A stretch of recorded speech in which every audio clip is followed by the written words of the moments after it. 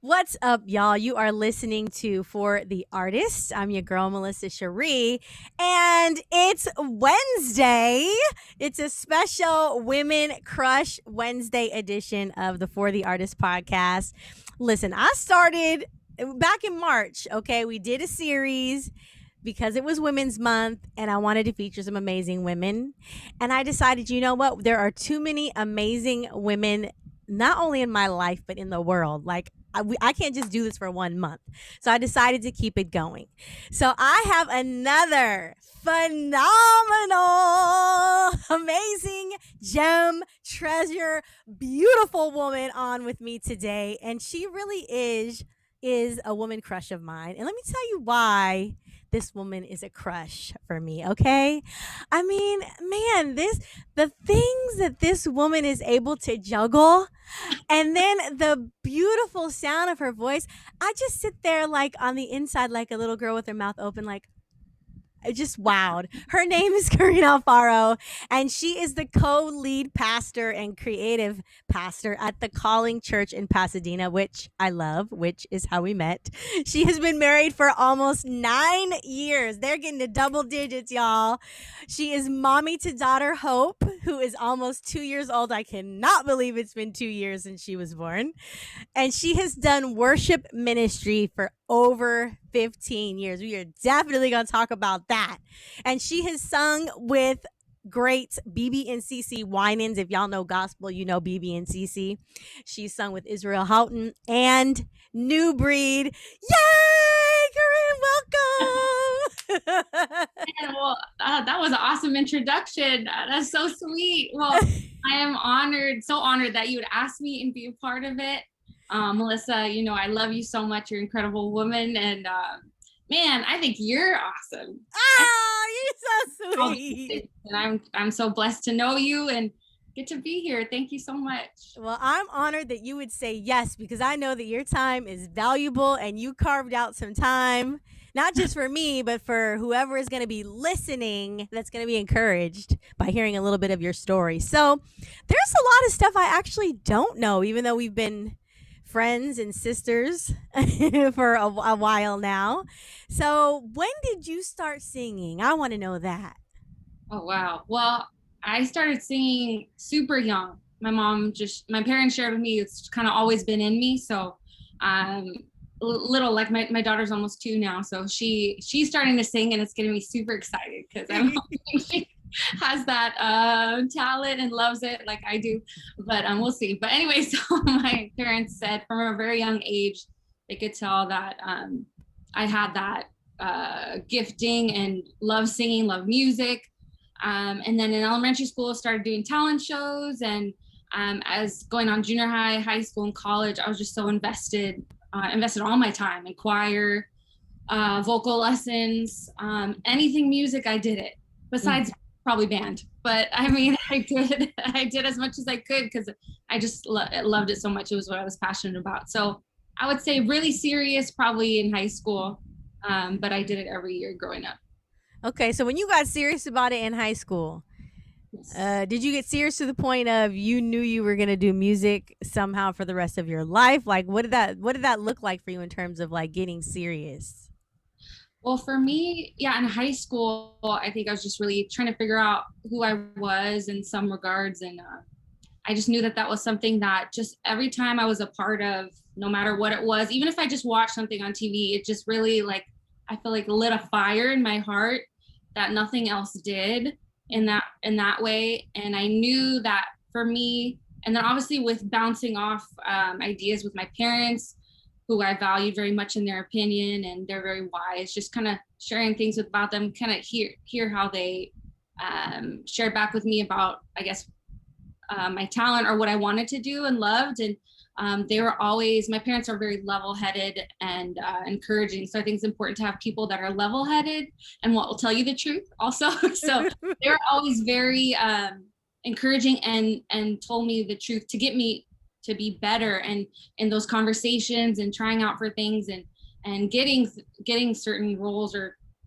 being part of certain groups. I just realized, I think this is something that I'm meant to do, that I'm good at, and and yeah, and just kind of went forward with that, and discovered later on that really is my calling in regards to leading worship.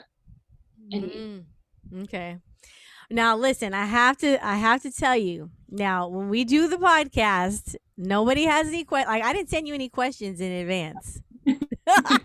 So that's what I love. Everyone that comes on is super brave and courageous, and they just like trust me in the process. Because I don't always know what I'm gonna ask, but I do like to dig a little deeper, especially when it's like just women. There's just the women on. So I want to ask you this because there's a lot of artists that I come into contact with, and they're just trying so hard to be great, right?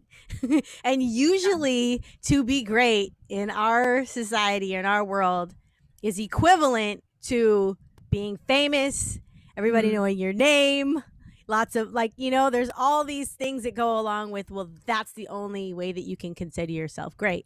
So, my question to you is, do you feel like you have become great in your own right? Great question. Eyebrows going up and down. That's a really awesome question. I think everything you said is so true. And especially in our culture today, I think people are always striving for the appearance of greatness, and you're only great if you have this many followers or this many views on YouTube, or you got this job, or you get to perform with this person or here or there.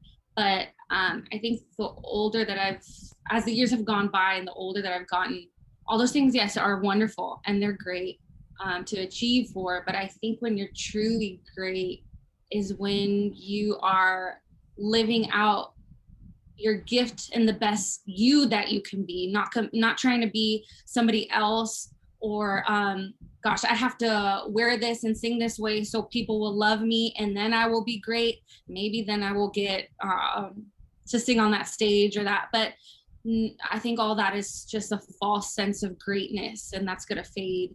But when you're yourself, which no one is, and it's super special, I think that's when you're truly great. So for me, as I've gone through life so far, for me, being great is being who God has called me to be, and the gifting that He's given me, and just kind of being free in that, and not trying to fit myself in a box that the world says defines you as great only.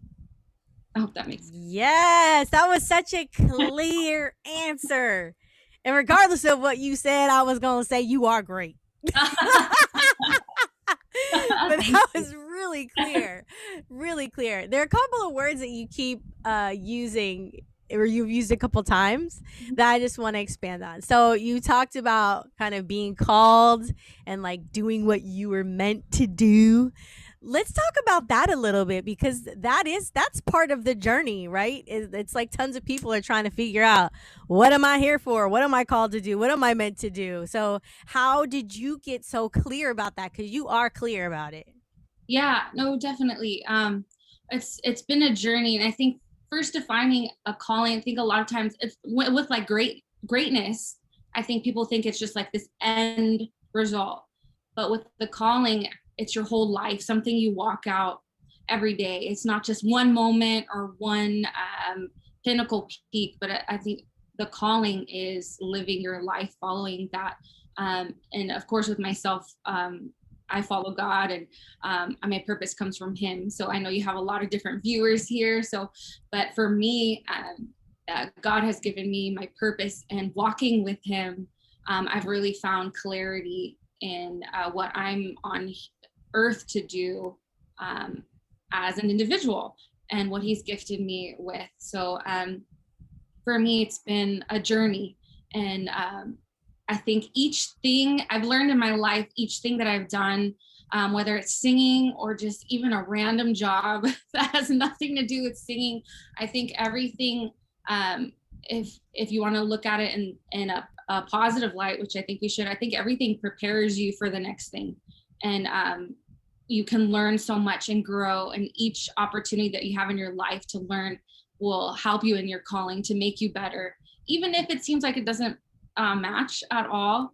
Mhm. I think when you give it your all, 100% as you, you start walking in your calling, and then I think it will lead you naturally to find out what your purpose is. I hope that makes sense. Yeah, yeah. No, that totally makes sense. As you were talking, I got a question. It was kind of like a what came first, the chicken or the egg type of question. Okay. Because I guess the question is, so do you feel like music led you to God or God led you to the music? Because you're a worship leader and you know Yeah. that that's your thing. No, that's so great. So I I want to say, and I grew up with my parents sharing with me all the time about God. And it was more, I went to church, you know, because I knew it was important. And, but it definitely was their faith. Not that I didn't believe or didn't want that.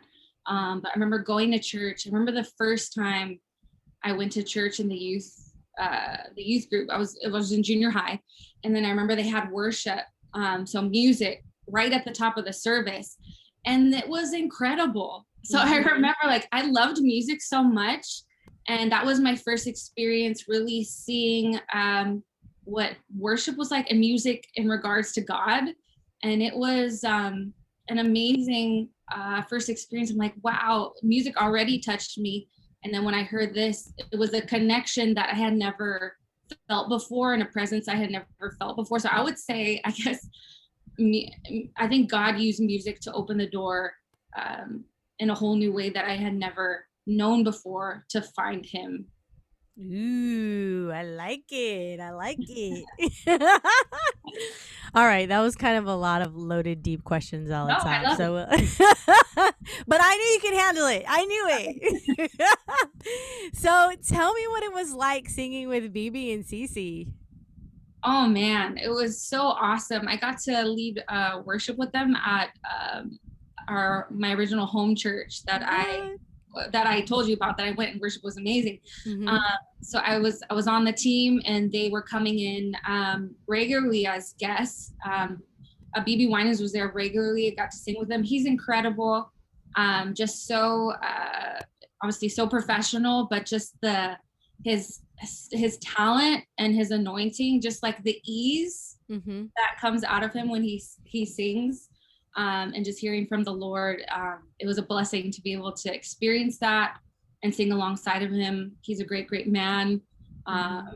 And Cece also, I didn't have as much interaction as I did with BB, but same as BB, just an incredible talent, incredibly anointed, incredibly kind human being. Amazing, amazing people. Mm. It's funny because when they first, well, yeah, way back in the day, I thought they were like husband and wife, but they're brother and sister. Yeah, they're brothers. Yeah, they're always together. And, It's unusual to see such closeness between siblings. Although that made me think of who is it, Donnie and Marie. Annie Marie Osmond, yeah. Same thing, you know. But that's very rare, brother and sister True. combo. They get along so well. Yeah.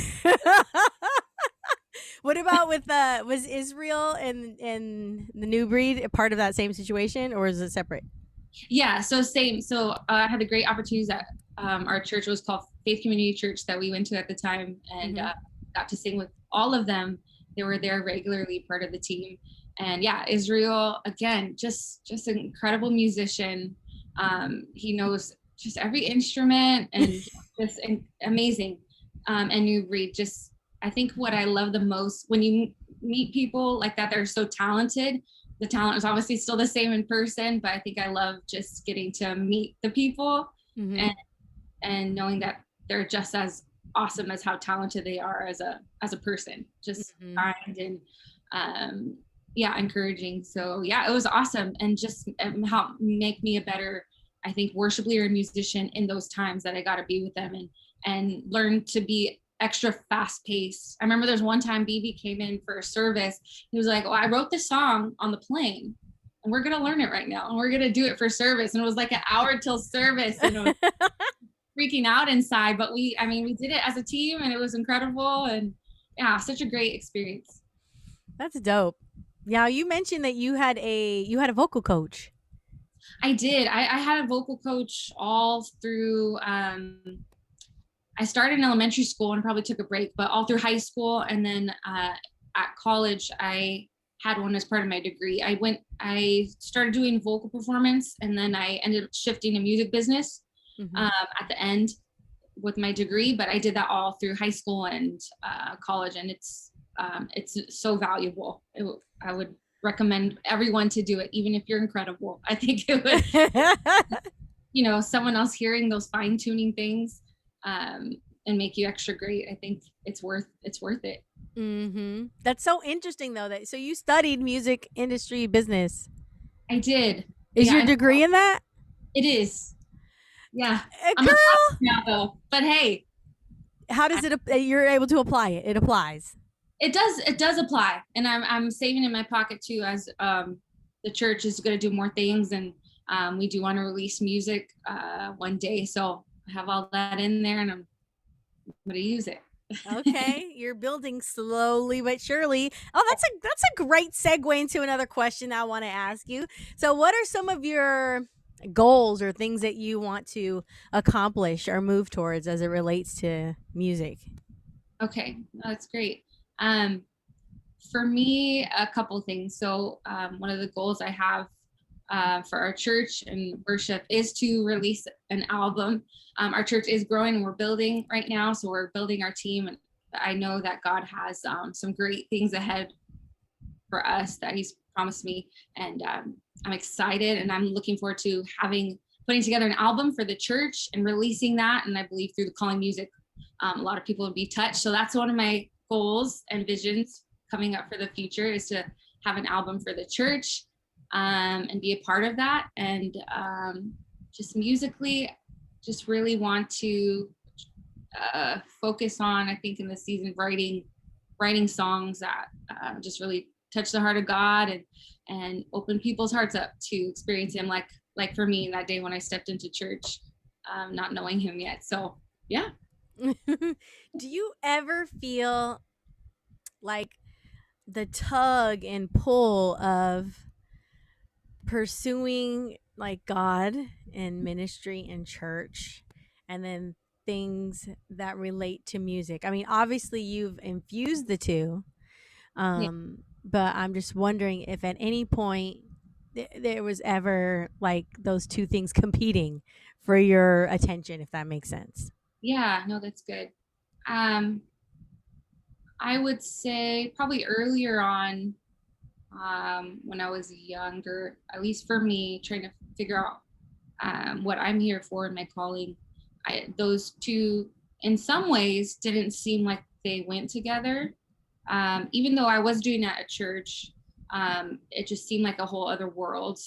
If I wanted to pursue music and be an artist, it seemed like it would have to be separate, that you'd have to do things the world's way, Mm-hmm.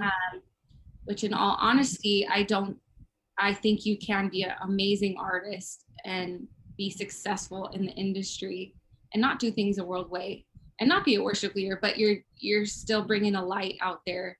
I think I love artists like Lauren Dangle and a lot of other artists that are out there that are believers and are in the secular world and doing an incredible job. So I think it just depends on what your purpose is in life, and chasing after that and not something that you're not meant to do.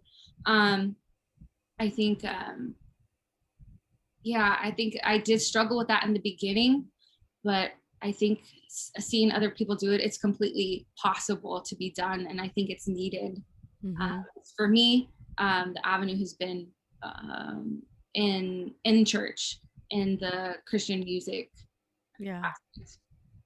So when you were struggling, I know you mentioned your parents as being like super influential in terms of you valuing their opinion, and they're amazing. I've met them. I know them. Were they like primarily, I guess, your support or your go-to during that struggle time, or was there some other way that you kind of got through that in terms of being able to see more clearly? Yeah, definitely them. And I talked about it too with friends, close friends. Mm. It's not something I really shared a lot with a lot of people, because I think when you have dreams or even just certain struggles, it's important not to share with every single person you come across, because some people won't understand, or they might, you know what I mean, put you down for certain things. So I shared with really close friends that had the same like-mindedness as me, as far as that we're believers as well. Because ultimately for me in my life, that's my compass is following God. So I think God uses people to guide you. And even if you're not a believer, I think when you have those wise people in your life, you need other people to help keep you on track and help give you wisdom with what's best for you, because they know you, they love you, they have your best interest in mind. So I would say my parents and a few really close friends, and following God. Whoop whoop. Okay. What was your first job out of college? My first job out of college, so I worked at a property management company in customer service, and also I was a leasing agent. So I leased houses. Oh, fancy. Did And you I learned a lot. you learned a lot? I bet you did. Did you know, like, how long did it take you to get that job? Oh gosh. Out of college it took me a while. So I was applying everywhere. I applied because my degree was in music business. So I applied a lot of places in the Mhm. music industry. Um, and I wasn't getting a lot of calls back for a job. You know, I'm just getting my foot in the door. I just graduated. So I'm just trying to get entry level stuff. And this other opportunity came up that had a good friend that worked there. Mhm. I did need to have an income. It took about it's probably about 8 months. I was searching for a job. So I did that. And yeah, so that was my first job. And I think I really honestly needed that. I learned so much, and I think it helped me grow up and be in the real adult world. And Mhm. I know I'm talking a lot right now, but I'm actually very shy. Um, I have a few words when I'm out, you know what I mean? I don't share a lot. So, so for me, having to be customer service and then talk to people every day, um, Mhm. definitely stretched me and grew me in that way. So I think for me, I needed that. It was a building block to. Building blocks. We have a couple of artists that are graduating Okay. from like college. Okay. And it's so interesting because it's like, some know exactly what they want to do. And they're moving in that direction. And then there's others that are just like, ah, I was trying to take myself back Uh-huh. to, when I was in college. Shoot. Uh-huh. And when Yeah. I was at and when I was in high school, I kind of was like, I didn't know what I wanted to do with my music or anything. So I was kind of like, well, I'm going to college because that's definitely the safe route and I can get a job. Yeah. Totally. No, And then coming out of college is like kind of the same thing. It was like, oh shoot, what am I gonna do? It's like there always seems to be these times in our life, where we have to like make a decision yeah. about, okay, which way do you want to go now? Yeah. No, it's true. And it's hard. It's a hard time right after college, and you're figuring out what to do. And I wouldn't want to do it again. Yeah, I It's don't. really challenging, but I think, yeah. I'm like, would I want to do it again? I don't think I would. I don't. I don't. So right now you've got music, you've got the church, and you've got a husband and a baby. So how does that work? Juggling all that. That's like four juggling. What do they call Yeah, those? The pins, the juggling pins. it's a lot. It's a circus sometimes. How do you do that? How do you do it? Oh man, I take it day by day, moment by moment. I try to balance it all. And I think most importantly, my outlook, I just try to enjoy every moment. And Mm. it's hard sometimes, especially with my little girl. She's okay. So right now she's climbing on everything, jumping, testing me. Oh no. So um, I heard I was a good kid growing up, and I did what I was told. And she's not doing what she's told. I was like, can't you just get your real? I want the best for you. I don't want you. But a lot like her dad. So I was gonna say she must get that from dad she didn't get it from you. yeah, she's super feisty, and what I love though, she's strong-willed, and I think that's a good thing. So I'm Mhm. just making sure to steer that in the right direction. And yeah, just trying to take one day at a time, enjoy every moment because it's all we have right now. You know, tomorrow she'll be older. She will never be this little, or we'll never even have this moment as a couple, as a church. And Yeah. so just taking moment by moment, trying to balance, just trying to balance it all well. Okay. Well, I mean, you look sane, so you must be doing a good job. And you got on this call, so. Yeah. But where do you find the time to be like creative and all that? That's a good question. I think that's something right now, especially that I'm figuring out, is having a baby and just trying to. I have to fight for that time and prioritize it. If I don't, it'll. I won't find it. It'll just disappear. There's just so much going on in life that I don't know if you've heard that saying that says if you fail to plan, you plan to fail. So I've really been like trying to soak in that because it's easy to just go moment by moment as far as like this is going on now and moving and but then when I go through the day, I'm like, man, the day is already gone. What was I able to do for myself or for my purpose or what I'm gifted at? So I've found, and I'm still working that out with what works best balance wise, is planning that, prioritizing that time, because that's something God has gifted me with, and it's my responsibility to grow that gift and be creative. Yeah. And it's a blessing to get to be creative because not everyone has that. So I think just planning and prioritizing that helps me to have that time, which I'm still working out, but Yeah. that's what I have. I have to prioritize that time. The perspective is everything, though. Like having the right perspective and just outlook. Because I don't know about for you, but like for me, it's like it just seems like there's seasons, right? And so sometimes there's a season where I just have to prioritize and focus on other Mm-hmm. things that don't really allow me a lot of time to Yeah. do some of the more like to be creative in the ways that I want to be. So it's like I just have to recognize that, like, okay, well, I'm still being creative. Like, look at that meal I just made. Like, like we're constantly using our creativity. Maybe not necessarily the way that we want to, Yeah. No, but it's you true. know, just that way I don't get super down about like where I don't have any time. Exactly. No, I agree. That's really good. Yeah, and cooking is very creative, and we're using that throughout the day, just being creative in different ways. And one thing I've been learning and trying to be okay with, because I'm a little bit of a perfectionist, is that even if it's like 5 minutes and I have that time to be creative or set aside that time to write a song, or you know what I mean, even if it's a little bit and I don't get a lot done, that's okay. Hey, I did it. If I don't have an hour, that's okay. A lot of times I would think like I have to have an hour. I have Yeah. to do this 5 days a week. Mm-hmm. And then if I don't, I'm super upset at myself and down, like I wasted all this time. But no, I think even just having that little bit of time, I think is just great for the creative soul, and just not be so hard on yourself, and um, you know, do what you can. That's so good. That is some good advice right there. Cause I've used that for like workouts. Yeah, Sometimes you beat yourself up and you're like, I don't have 60 minutes. Well, just do the 15. If good. that's all you Yeah, have, do it it. applies to all of that. We can do 5 minutes, just 5 minutes, just 15, or Yep. maybe.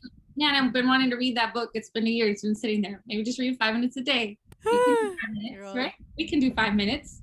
you keep bringing up books. I have 3 next to my bed. 2 I got from the library that I've already extended. Okay.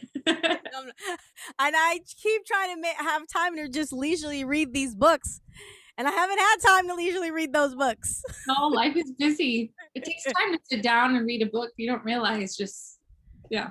It's heavenly. The Yeah. idea of having an hour to just sip something and read my book. Oh, it sounds great. But It is it sounds great, doesn't it? I haven't been able to do it, but it sounds wonderful. It does sound wonderful. One It's day. on my radar, so No, eventually. eventually. All right, so let's see. We're going to start to wrap up soon, but before we do, what has been the most challenging thing? I'm looking at your bio as I'm thinking of this question. What's been the most challenging thing, I guess, in the last? So you've been married for 9 years. Did you start the church before that? No, we started probably a few years into our marriage, Okay. about 3.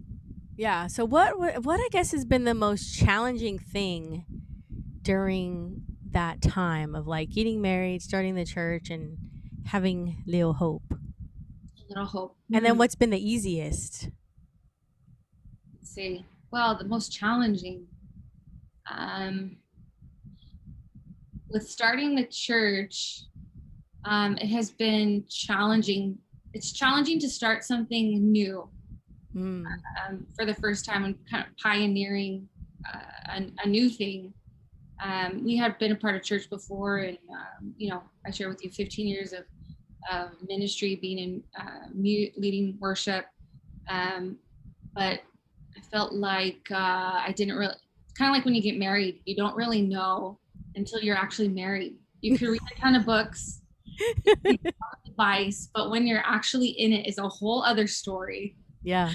compared to reading it. Yes, I think it's good to read and ask for advice, but when you're in it, it's totally different. So I think we were, ambitious, and definitely, we moved forward because God called us to. And I think I shared with you the story. The Lord shared with my husband about starting the church, and then he kind of approached me about it. And I loved our church where we're at, super involved. I was on the worship team, been there, grew up there. And I didn't really consult God. I was just like, I don't want to do it. Church. We've never done that before. Right. We love our church. So for me, it was a struggle because I was comfortable, and I loved where I was at. So I think the challenge for me, everything that's been challenging for me in these past few years has been getting out of my comfort zone. So I can be a very comfortable person because who doesn't like to be comfy and love what they do. And so for me, when I opened up my heart to that and started talking to God, well, is this something you want? Maybe I'll be. I was just kind of like walled up. Then I felt the confirmation to move forward, and I went with my husband about it. May have went kicking a little bit, but it's okay. But I think just going through that and starting something new and letting go of my comfortability has been, I think, the most challenging spot, and starting something brand new. And a lot of times with starting something brand new, it can be very lonely.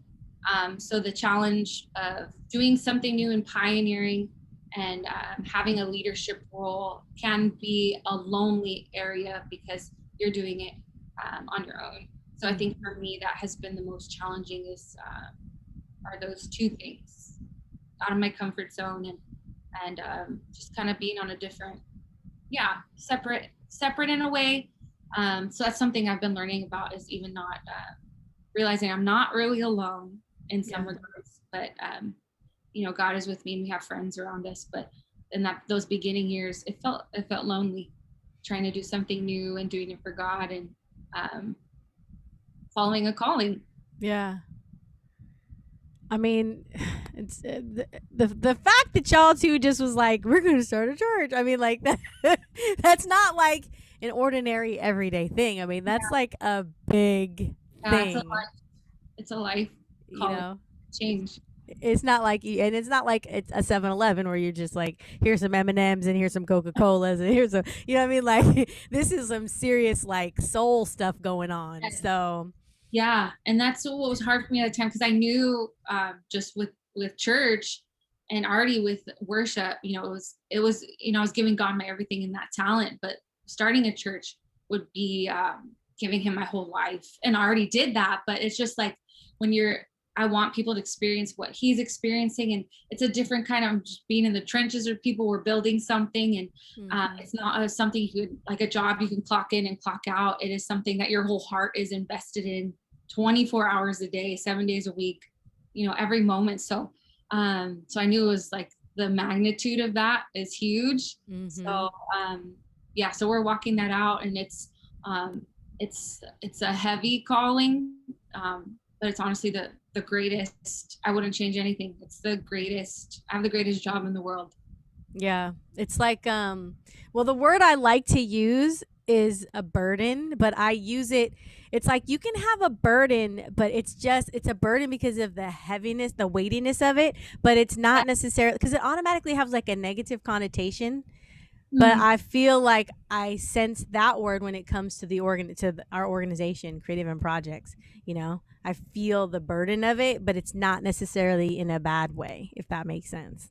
I agree. Yeah, it's a burden just of passion, and you're wanting to help people, and just kind of steward that greatness. Yeah, Hmm. big burden. And I had a flashback when you were talking because, first of all, we wouldn't even be on this call probably if you and Michael had not started that church because I met you guys when you were at Z Fencing right there on Colorado. Oh my And God, that we're was, so and happy. seriously, your ministry was an answer to a desire of my heart because I had told the Lord, like, I want to go to a church 5 minutes from where I'm living, Lord. Can I just do that? Because I Yeah. was always like commuting to church. And I was like, I don't want to commute anymore. I want to be able to walk to church if I feel like it and be and be involved. And so I yelped you guys, and I've never yelped a church before. But I yelped you guys and I went there, and I just remember being in that small space. I can still see all the little black boxes and all the like intimate dim lights and Mm. worship. You already know how I feel about worship, girl. And I mean, that was what hooked me in. I was like, oh, it was like the sweet presence up in there. I was like, yes, yes. And then y'all had refreshments at the end after a good word. It was winning. I was like, the Lord heard me. The Lord have heard me. But I'm just one story of many. Look at all of the lives you guys have touched already. And we don't even know how many more lives are yet to be touched. So this is why I have a crush on you, girl. You are my women crush for this Wednesday because it's just, man, it's just beautiful. You're just a beautiful person. I mean, the way you live your life is beautiful. I Oh, just can't say beautiful enough. well, you're so sweet and so kind. I know the day you walked in and then we got to talk to you, we were just so grateful and so honored that you would come to our church and keep coming. It was so great. And then we've had the opportunity to have you on the team and get to worship together. It's been so beautiful. Yeah, we're so grateful for you. There is no one like Melissa. I'm not Ah, saying it the right way, but you are a gem. You really are. You're a blessing to the world. Aw, thank you. The same is true for you. The same is true for you. Oh man, what else? Well, I kind of drilled you today. I don't normally do that, but I was like, you know what? My girl can handle it. So if I give her some loaded questions, I'm gonna give it to her. Because you're Oh, also the first. You're the first like artist that I've had on that is like. Well, that's not true.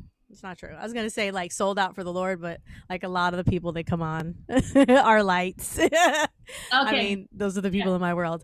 But you are the first worship leader and co-pastor of a church.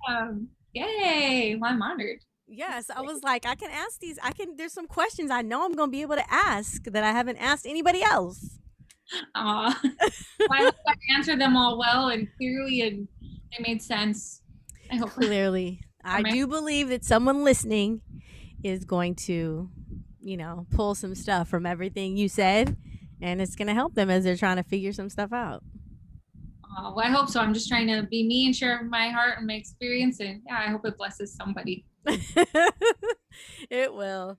All right. Well, I was going to say, what's on your agenda? Is it dinner time? Not yet. No, not yet. I just got to work on a few things for Sunday. Getting ready. Okay. Doing that, yeah. Just resting. Is Sunday your busiest day of the week? Yes. Sunday and Saturday, but yeah, Sundays we call it game day. Game day. Game day. We gotta be ready. We got our best And foot forward, and ready, Yeah. prayed up, prepared. And you guys are back in person. Are you back Yes, in person? yeah, we're back in person. So we're Okay. in person in Pasadena, and then we also have online that we're live on YouTube at 11 on Sundays at the same time. So yeah, people can come in person or online if they prefer that too. So yeah.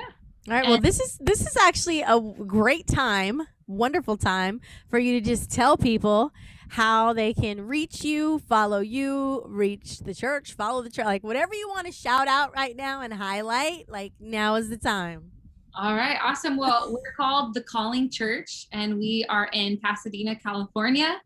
And we'd be honored to have you guys join in or tune in. We meet every Sunday at 11 a.m. Again, in person, we meet at 1500 East Villa Street in Pasadena, and online on YouTube. You can go to our website. It's thecallingla.com. So The Calling. I talked a lot about calling today. So LA like Los Angeles.com. And you can find all our info on there, or follow us at The Calling Church on Instagram. All our info is on there, and we have some stuff for worship on YouTube as well if you want to check that out. But we'd be honored to have you come out and visit, and be a part of The Calling in any way. We're honored to have you as our guests. Whoop, whoop. Okay, sweet. So, and if they want to hear your amazing anointed voice, they just go to the calling, or do you have a website or anything? They can go to the website. We have one of the videos on the first page all the way at the bottom, but you can check us out on YouTube. So when you go on YouTube, type in The Calling Church, and the URL is youtube.com/The Calling Church. So you can find it on there, and check out some of our worship videos. Yay! All right, y'all. Well, we're going to get ready to wrap up this special Women Crush Wednesday edition of For the Artists. Until next time, which when you're listening to this, it'll be like the next day because you know you guys have to listen to our Thursday episode that comes out every Thursday.